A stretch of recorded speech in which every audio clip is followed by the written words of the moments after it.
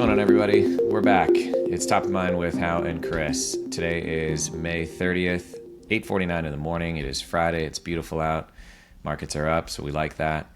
And today, we're going to be talking about when this recession's happening. No, really, though. Hao has some data on this double dip that everybody's been waiting for. We're actually going to go back to COVID, and we're going to go to what markets are doing right now. So we'll unpack that on today's call. And then we're going to talk about DOGE and Elon Musk's last day in the federal government in an official capacity. Which is today, right? Today, yeah, coincidentally. Yep, there you go. Reciprocal tariffs get struck down by federal court. I'm sure everybody saw that in the news. And as soon as Chris said this, they're back on. So scrap that. New topic. And then lastly, the housing market seems frozen. Data is still coming in, but it feels, if you're selling a house, buying a house, it feels like neither side is willing to budge right now. Yeah, I can definitely give you the boots on the ground analysis of that in my area, and I'm sure you can do the same. Yeah. All right, let's dig in. So when is this recession happening? This double dip, I should say. I should say that, right? It's the double dip pullback is what we're specifically looking at here. You've got some data here, Hal, of COVID, and I think it's just valuable to roll back the tape and go through what did markets do in that time, and then also what was everybody predicting, and then what actually happened. Yeah, so everyone that was predicting a double dip recession in 2020, we never got it. They're the same people that are saying it now. They're the same people, admittedly very smart, very well respected, and they're just all collectively saying you should watch for another retest of the lows. This is a false rally. This is whatever the case is. Mm-hmm. If you throw 2025 out the window and put that narrative on 2020, it's the same exact beats that are going on.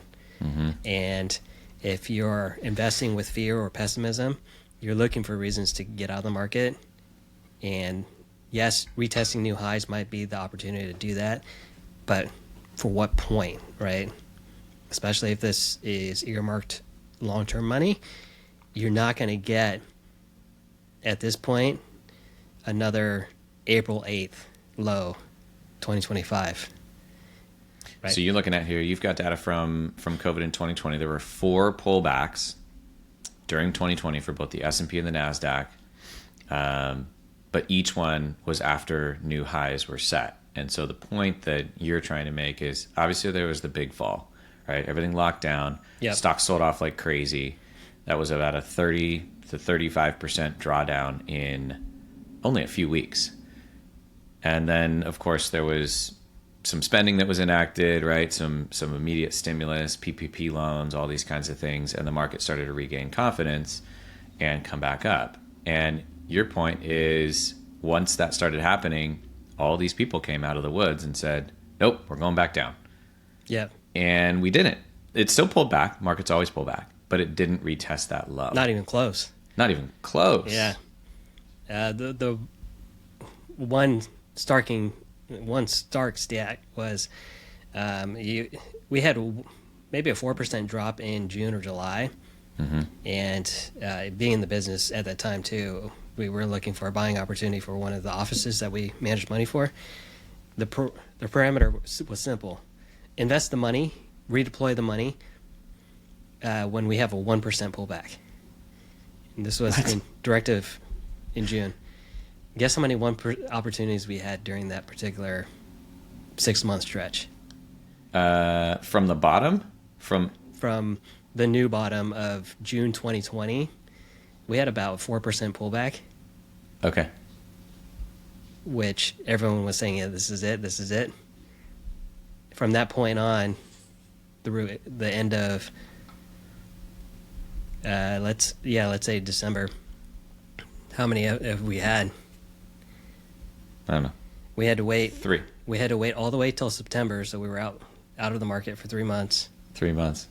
And even then, remember what happened during COVID, right? Everything was still shut down.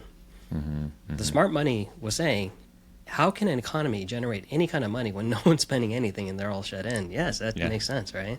Yeah. The stock market is in the economy. And yeah, we had a 3 to 4 month stretch of 0 days down more than 1%. Like, we set a pretty low bar, and it still didn't clear it. So that's the folly in trying to equate real life happening with the stock market, because the stock market could care less, right?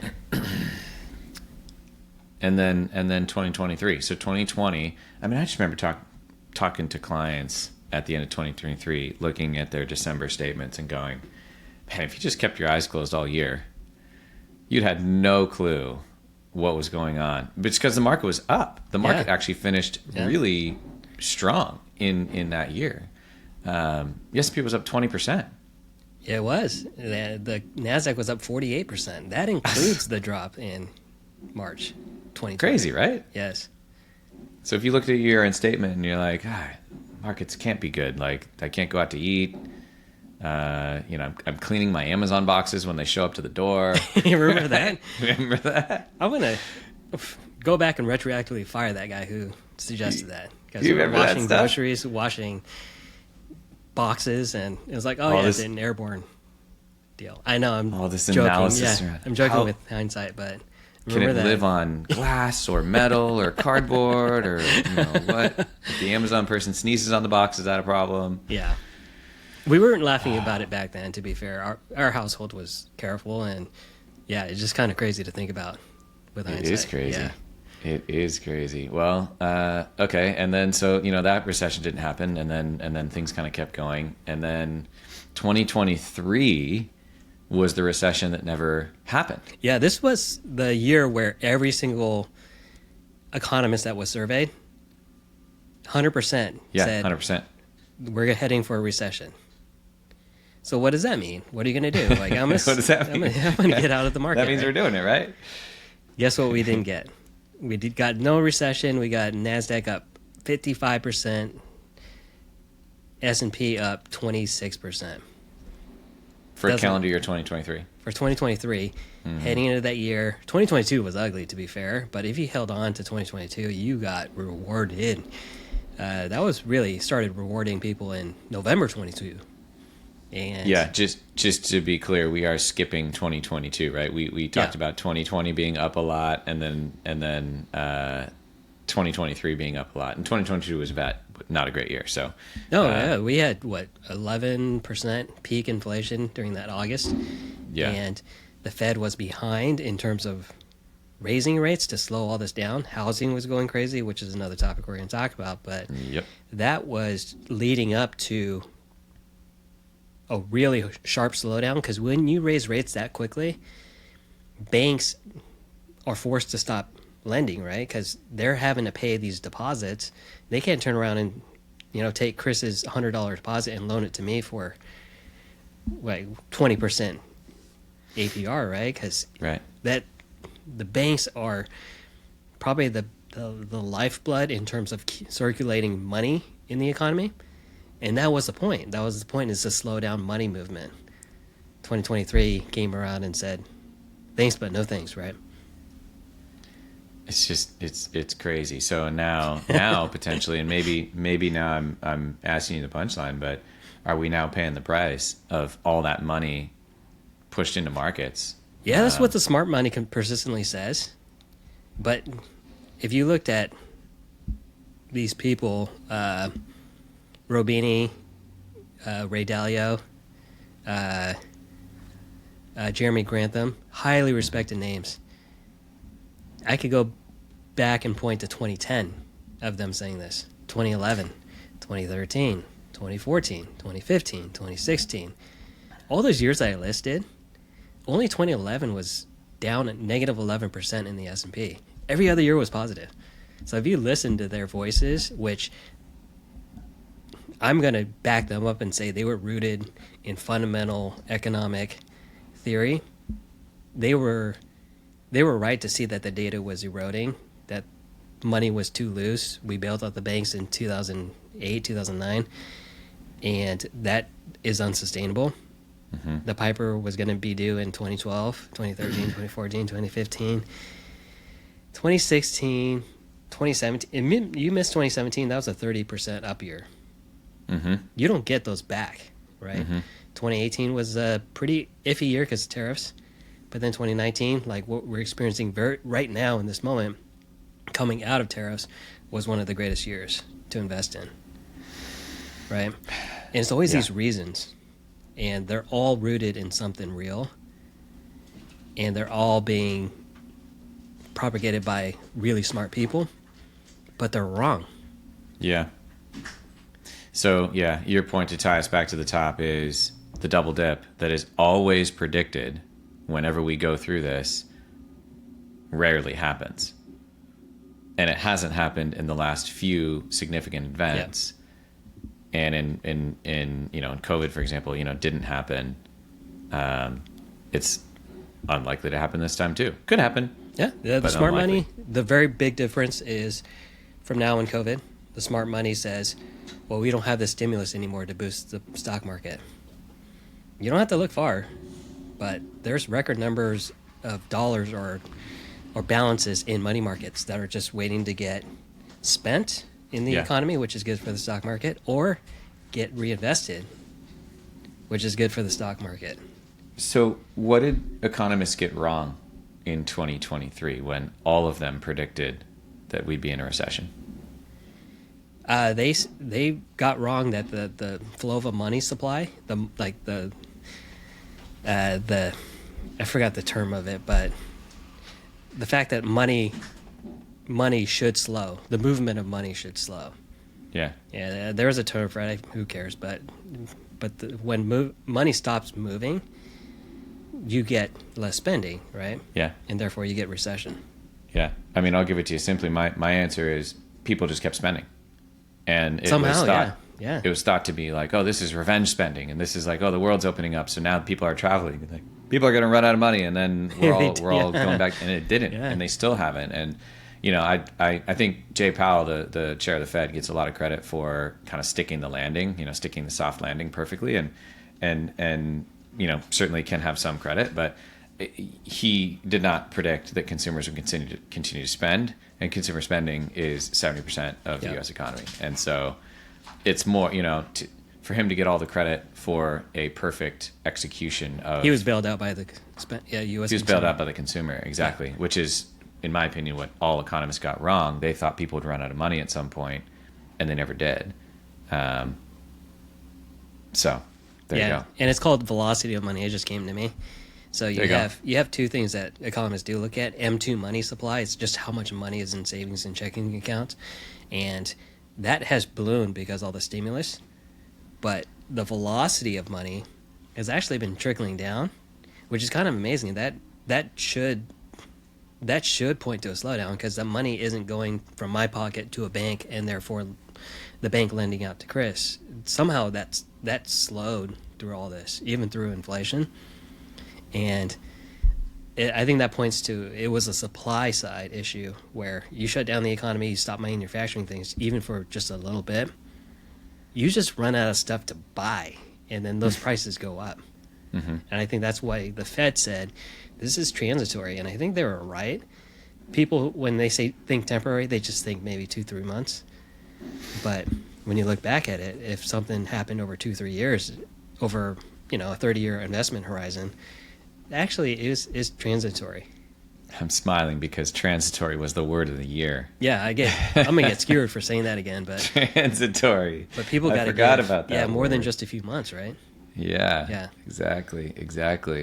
Guys, remember running out of toilet paper? Well, the simple solution is raise the prices on toilet paper initially, or produce more toilet paper. Yeah, totally. Well, and they're still limiting how much toilet paper you can buy. I feel like Costco's still saying you can only buy 3. So really, I think so. I got to look at that next time. Next time I go back to buy the sign, like they're limiting eggs, right? Because of the still all the issues there. Maybe not down by you and your $2 eggs, but up by me. They're limiting. Just so everyone knows, I buy cheap eggs, and Chris buys buy that crap, man. The golden goose eggs. You owe yourself better than $2 eggs. You and your family you can't be doing that. That is bad. That is bad. Okay, moving on. So, number 2 topic, DOGE. DOGE progress undone by one big beautiful bill, which is actually what they're calling it. Yeah. Right? Yeah. I thought this was just a marketing thing because like a lot of the stuff that Trump says is built around like simplicity and marketing, right? And that's why people kind of remember. It's permeating through everything, right? Yeah, that's why people can like easily kind of quote the things that he says at a bar or whatever. It's actually called the One Big Beautiful Bill, which I didn't realize they were actually calling it that. And I think that's well, I actually think it's juvenile. Yeah. Well, look, I mean, I think that they come up with an acronym that they like, and then they fit words into that acronym. Yeah, like taco. Sure, like taco. But like the CHIPS bill, like I don't even know what that stands for. You know, we know what the CHIPS bill is kind of about because it's called the CHIPS bill, but it's probably has nothing, you know, I don't know. Yeah, someone should have helped Biden with marketing too, because they called it remember the bill? Inflation Reduction Act, Chris? They called it IRA. The IRA. That's a stupid acronym. Okay, CHIPS bill. Here we go. Creating helpful incentives to produce semiconductors. Yeah. Actually, one of our partners here lives in Arizona, near the TSMC plant in Arizona. And he said they were perpetually hiring. They just can't get enough people to work there. I actually checked their job postings. You wouldn't believe how many open jobs, well-paying manufacturing jobs in Taiwan Semi in Arizona are open. Like, it's unbelievable. Like thousands? Hundreds. Yeah. Wow. Well, because we have heard that they can't hire down there. That's what we were told. Yeah, we get it anecdotally because he's the local, lives there. It's a massive plant, but manufacturing is hard work. Like, this is not something Americans are signing up to do. But I've heard there's just not, like, you know, technical expertise, I guess. The NVIDIA chips have 1 million drill holes in them. Like, these are not simple devices. And so these are semiconductors, right? Yeah, these are semiconductors that are powering, you know, massive amounts of data at incredible speed. And so the precision, it's not like you can take somebody that works in a car manufacturing plant and go put them in a TSMC plant. It doesn't work like that. Like, it's highly trained. If you're so that's what I've heard. If you're an Uber driver, yeah, TSMC probably doesn't have that skill alignment that you need. Exactly. Right? Yeah, it's actually like a highly trained thing versus you can't just like decide one day you're gonna go work there and drill 1 million holes in chips. All right, let's move to DOGE. So Elon's out as of today. I didn't realize this, but he said he was spending 5 days a week at the government. He must have spent his other 5 days a week at his other companies because he seemed to always be around at those too. But maybe Wall Street didn't think that. And now he said he will still spend 1 to 2 days a week with government activities, which I suppose still leaves in his world another 7 or 8 days a week, you know, to do other things. I don't know. The guy seems to just kind of be everywhere. But let's unpack this. Did they accomplish? I don't know if we know the answer to that. Did they accomplish anything? DOGE says it saved $170 billion in taxpayer dollars, but it looks like the evidence of that seems to be a lot of things that have already expired, like contracts fulfilled, redundancies, so double counting. So everyone knows I've been pretty open from the very beginning. I was pretty skeptical about this, where the government labor side of things is such a small portion of our deficit spending, right? So if you fired everybody, including the president, 3.4% saved from the budget. So something is in there that is bloated. I get that, but at least from the headline point of view, their focus was getting rid of people, which I think they would have been vital to help improving some of the processes, right? Like, let's take the DMV, for example, or TSA, right? Keep their budget, But if they were able to find a way to get me through security faster than having to pay through, pre-clear or pre-TSA, Yep. I would be doing cartwheels if TSA got me through security in 30 minutes or less. Mm-hmm. I think that's what DOGE missed, was what's taking so long to get through a TSA line. Simple things like that, right? DMV, road construction, things that we pay for that aren't getting much result out of, that for me should have been the focus. Yes, keep everyone employed, but find ways to get more productivity out of them, if that makes sense. Mm-hmm. Maybe I get skewered for that too, who cares? But what I'm saying is, you fire everybody, you're not saving much money. Mm-hmm. Right? You still have potholes in roads. You still have really long waits at DMVs. You still get through TSA amazingly slowly, right? Right? Why doesn't someone say, hey, TSA, this shoe thing is kind of weird, right? Let's just leave your shoes on. Wouldn't that be worth the cost of, you see what I'm saying is, I'm not saving anyone money. I'm just making people's lives easier to do things that they need to do.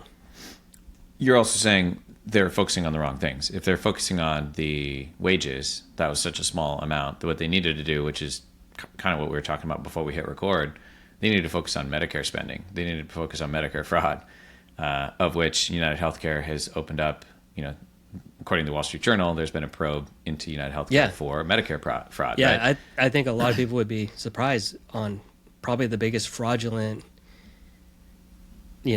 people involved with Medicare are probably the insurance companies, pharmaceutical companies. Sure. Yeah, these big companies.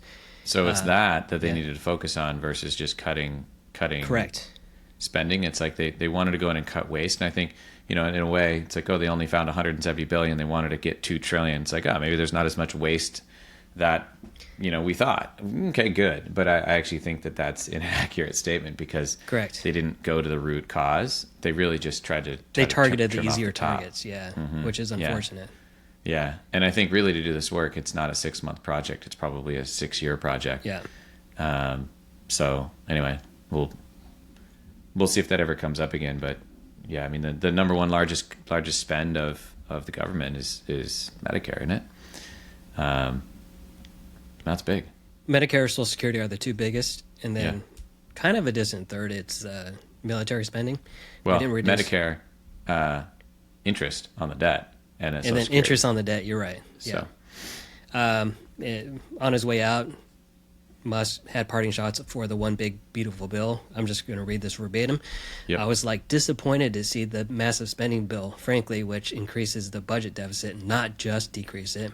And it undermines the work that the DOGE team is doing.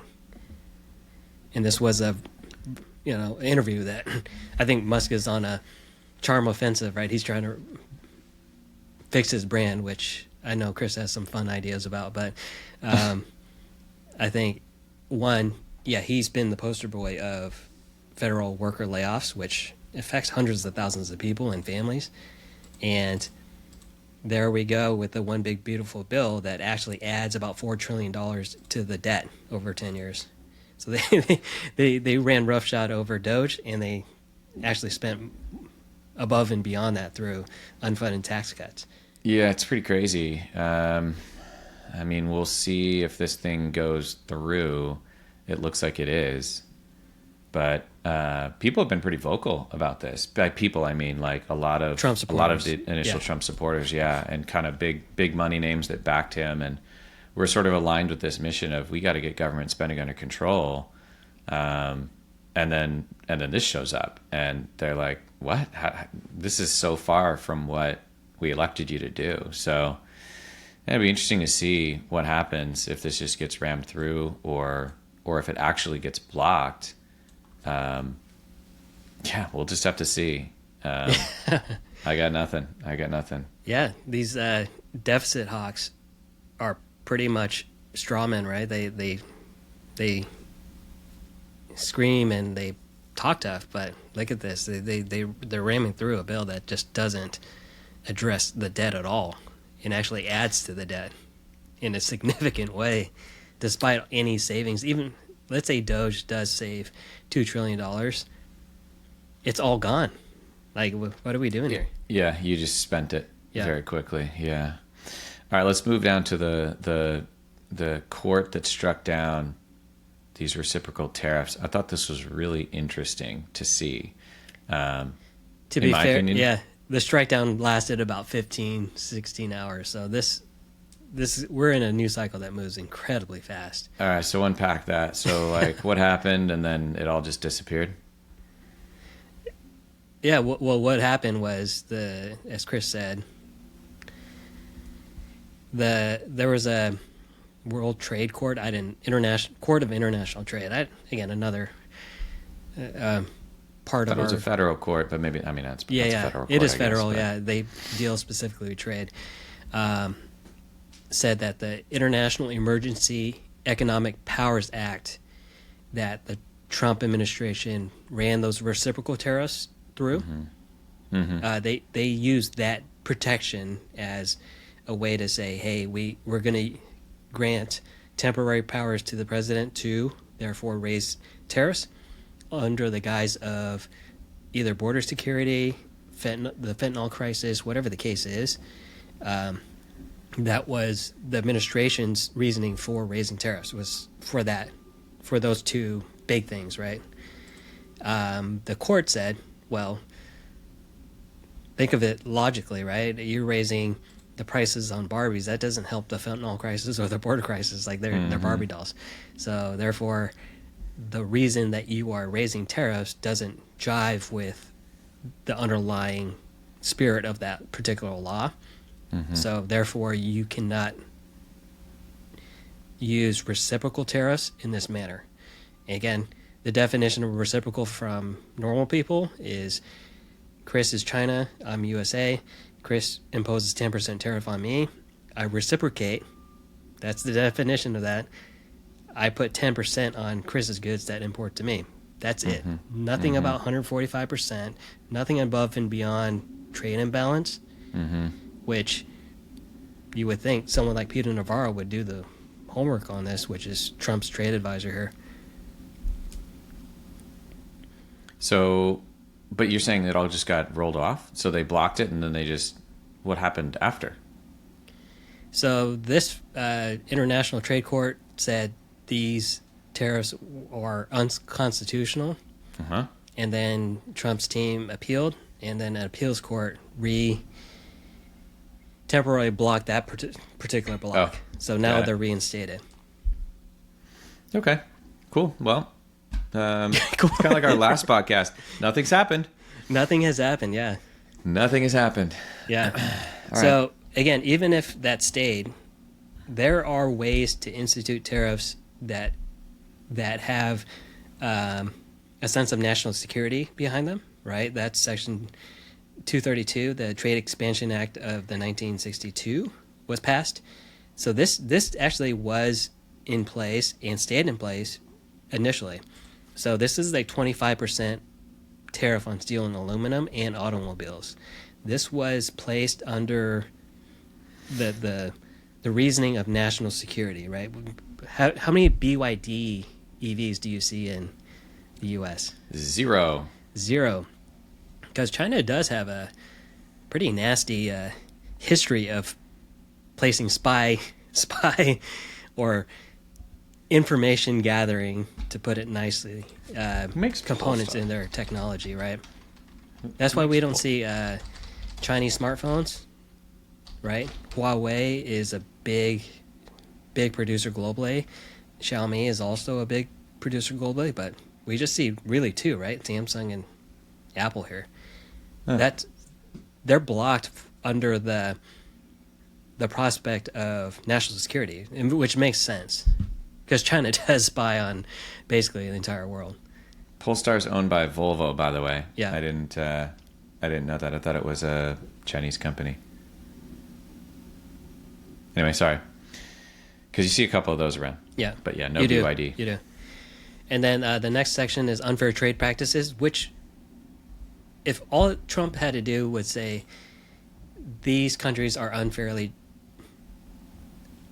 closing off their markets to U.S. made goods, he would have probably had a more straight line defense for raising tariffs as high as he did in certain areas or on certain areas, and therefore have more negotiating power to get some concessions from like a China, for example, right? So it was right there. This was the Trade Act of 1974, unfair trade practices. Just don't call them reciprocal because they're not.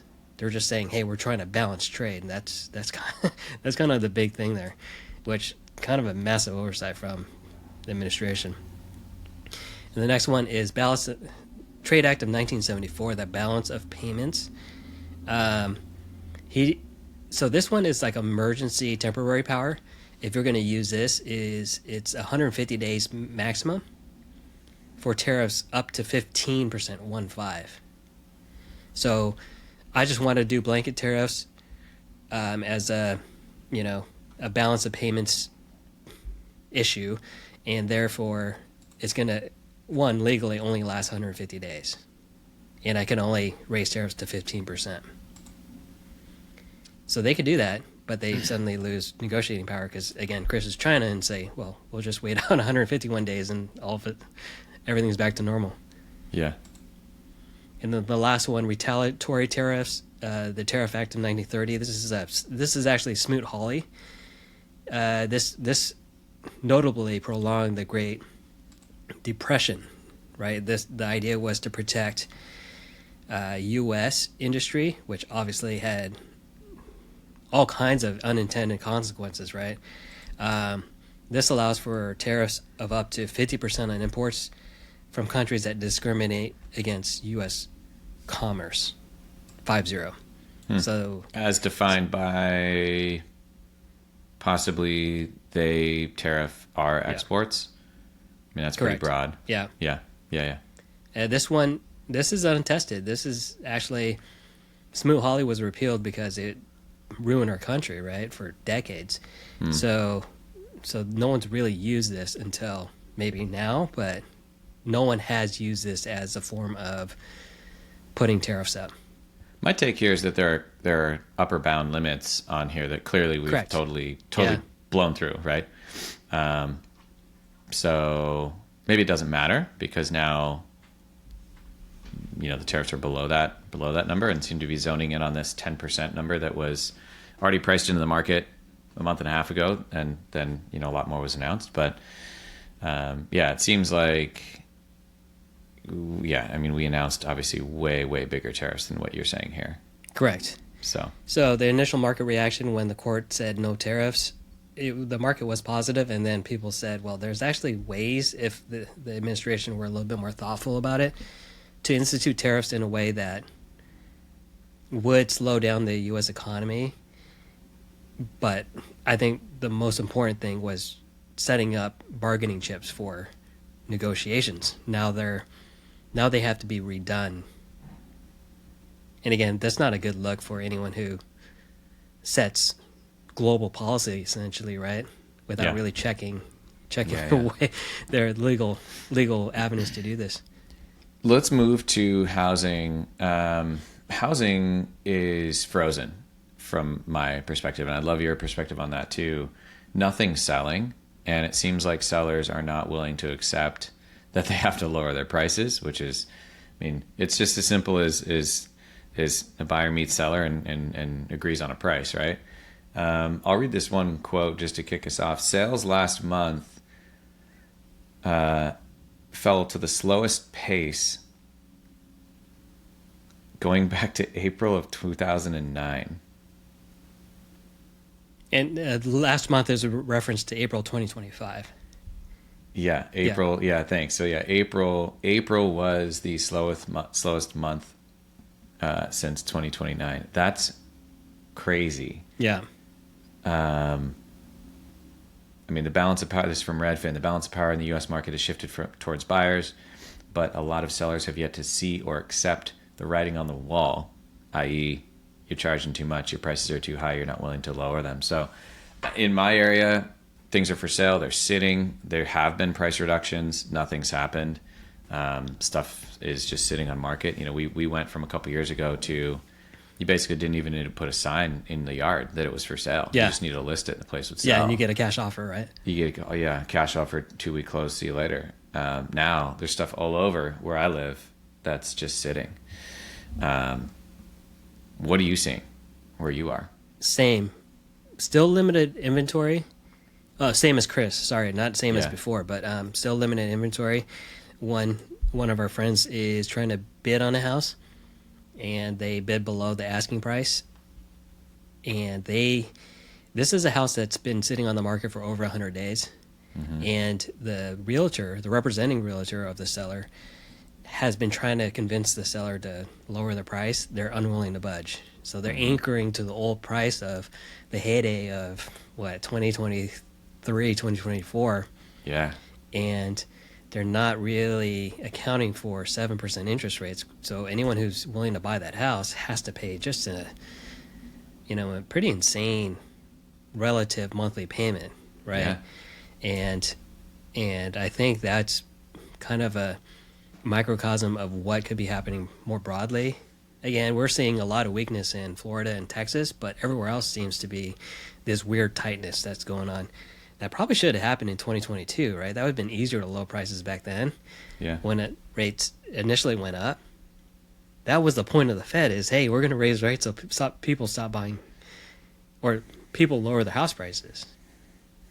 It didn't work. It didn't work. And maybe now we're finally hitting the wall. That's kind of my point. Like rates were high, they came down a little bit, and then they went back up, right?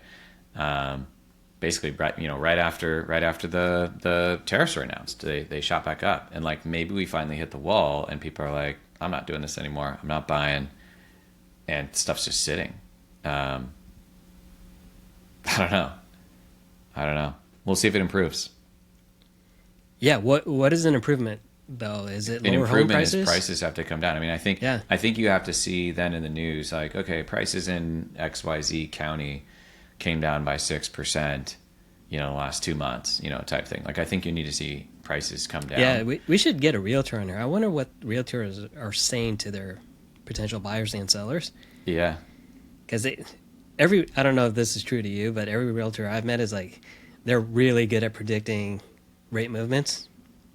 Or they're really good at selling rate movements, right? If that makes sense. Or like, rates are going up, you need to get a house now. Oh, sure. Or are they really saying rates are going down, therefore you should hold out to lower your monthly mortgage payment? But if rates go down, wouldn't that kind of embolden sellers to even raise prices? Like, this is kind of a weird thing that we're in. I mean, so that's interesting. If rates go down, the affordability goes back up. So, the $1 million house is easier to afford at 6% than it is at 7%, right? So like that's the simple math there. So if rates go down, prices could in theory hold, but it ultimately, we just need the demand. And like I said, if we hit a wall at somewhere between 6 and 7%, does that, do we break through that wall if we go below 6 on mortgage rates, or do we need to go below 5 or in the low 5s? I don't know where the demand comes back. Yeah. That's what I'm saying is like we need to see the data. I think prices need to come down though. I mean, just think about all the pull forward demand that happened since COVID when everybody started moving. Like, you shouldn't clip 10 or 12% a year on your house. Like, that's not normal. Plus leverage. Like, it's not how it should work at the national level or in a city. And so all the pull forward demand of, 15 years of growth happened in like 4, 5. It would be normal if it went flat for a while or came Correct. back Yeah, down. because it allows that pull forward to catch up to reality, Exactly. right? Yeah. That's probably more likely because people are pretty stubborn about what they think the value of what they're owning is, right? Yeah, but these are big numbers too, Yeah. You're talking like swinging for houses, 30,000, 50,000, 200,000, depending on the price point, right? Yeah. Like, these are big swings in amounts. It's not like people are like, yeah, sure, drop it by $250,000. That's a lot of money. I think you're bringing up a good point there because if you looked at it as an investment, yeah, you don't want to lose any money. But I think you're less sensitive to that if it's a house. It's the place I live in. I don't view it as an investment. My investments are an investment. Yeah. And I'd be in that second scenario. I'd be a lot less price sensitive. But if you view your home as an investment, good luck to you. I think there's plenty of better investments out there. But again, I'm obviously biased. But you could see the two different approaches will definitely change your behavior there. Yeah, probably a little bit of also where you're going, right? Like if you're going somewhere that's more expensive, or you're trying to go somewhere and pay everything off, that extra few percent on the top line of your house price. Yeah, we're still money. talking big dollars there. Yeah. But if it's not viewed as an investment, it's your forever home. Yeah, I don't see an issue overbidding on a home in that scenario. Mm-hmm. But the issue is affordability. Where can you sustain a $6,000 monthly mortgage? I'm just glad I'm not selling a house right now. That's it. I'm glad I'm not a realtor either. That's also challenging market. Yeah. Sellers are outpacing. I mean, but it's also been a seller's market for so long. It would be okay if it went back to more of a balance, and that's healthy. Like it's considered to be unhealthy if it's such a seller's market. So, this is fine. I did see a report on Redfin too. I brought it specifically for the Seattle market, and I brought it up to Chris where Redfin was saying the highest percentage of seller concessions were in the Seattle area, where I think it was like 90% of sellers had to, basically to get the deal done, they had to fix whatever was in the contract, right? Or fix things around the house to get the sale to go through. Yeah. Where just a few months ago it was like, it's the privilege of buying my house, so therefore I'm not going to fix anything. Yep. Right? Yeah. That's probably the first shoe to drop. But now we're seeing probably more and more concessions, but everything but the list price is moving, which is really odd. Yeah. Well, maybe we'll get some more data there. That'd be interesting. Like the under $1 million, over $1 million, above 5 million. Like it'd be interesting to see some data on like where prices are really moving. So we'll see if we can get that and report back next time. All right. That's it for today. Thanks everyone for tuning in. All right. Thank you.